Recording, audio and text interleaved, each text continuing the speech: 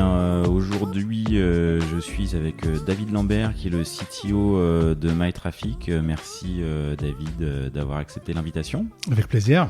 Plaisir partagé. Je sais que tu as écouté quelques épisodes de CTOs. Est-ce qu'il y en a un ou deux que tu aimerais mettre à l'honneur ? Alors c'est marrant parce qu'on échange ce matin.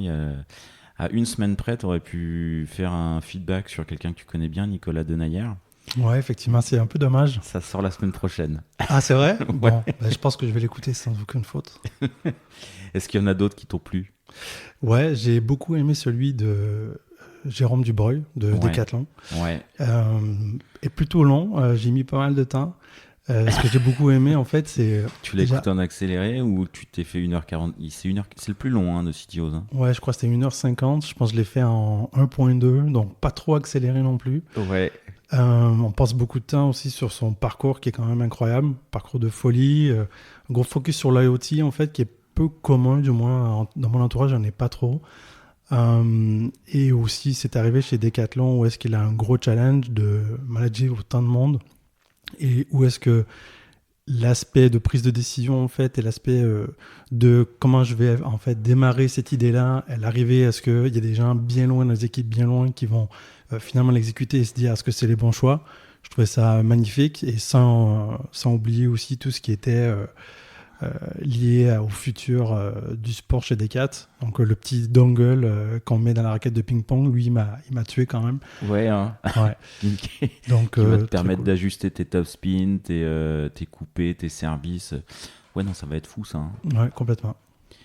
Ok, et c'est vrai que sur le nombre de gens qui enfin c'est 3000 personnes de mémoire. Ouais, c'est un truc comme ça, quoi. Au sein d'un groupe qui fait 100 000, je crois, donc c'est incroyable. C'est, gros poste. Donc, bien aimé celui de Jérôme.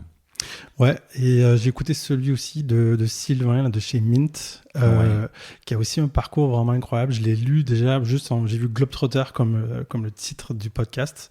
Et direct... ça t'a parlé ? Ouais, voilà, ça m'a parlé. Je me suis dit, pourquoi ? Alors, j'ai vu Antibes, j'ai vu Paris, ensuite, tu vois, Ukraine, CEO à New York, etc. Ça a piqué ma curiosité. Ce qui m'a le plus frappé, c'est vraiment le côté Mint avec une équipe qui est complètement décentralisée, qui est fait en Ukraine, dans des conditions difficiles, et qui aussi, pour moi, me rappelle...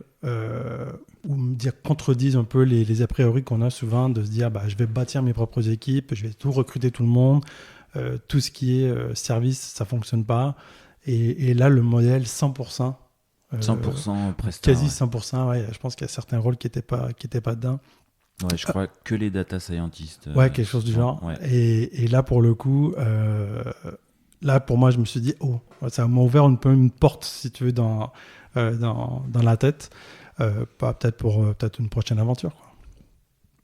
Ok, et puis ça a fait écho, tu me le disais off-record, chez MyTraffic, vous avez travaillé avec des équipes en Ukraine aussi un petit peu ? Ouais, effectivement, pendant 2 ans environ, on a bossé avec une équipe là, de 5-6 personnes qui étaient en Ukraine, donc aussi durant un temps de guerre, quoi. Moi, j'étais pas dans les équipes à ce moment-là, mais ce qui est assez particulier, c'est de retrouver des gens qui ont une résilience folle, et aussi des équipes locales qui, elles, vivent dans un normal complet, continuent avec des gens qui, eux, changent complètement leur quotidien, mais tout en honorant, en fait, la confiance qu'on a pu avoir envers eux. Donc ça, c'est assez... c'est difficile de s'imaginer, en fait, à qu'est-ce qu'ils vivent, et c'est juste incroyable. Bon, donc ça t'a parlé pour toutes ces raisons. Ok, écoute, merci pour ce double feedback et je pense que tu pourras en faire un semaine pro à Nicolas. Carrément. Merci beaucoup. Merci à toi.